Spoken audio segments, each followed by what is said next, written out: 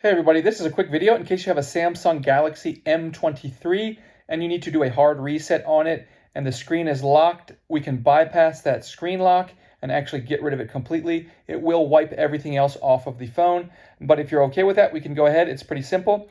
All we need to do is we have to have our phone plugged into a computer, and then we are going to press the power and volume down keys simultaneously until the phone turns off.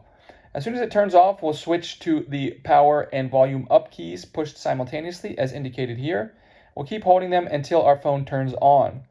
And once it turns on, it'll load up a weird menu looking thing, at which point you'll go through the process again. You'll press and hold power and volume down until it turns off, and power and volume up until the Galaxy logo shows up, and then it will load up into this recovery mode. Then we can use the volume up and down to toggle through and toggle down to wipe data factory reset. Hit the power button to select it.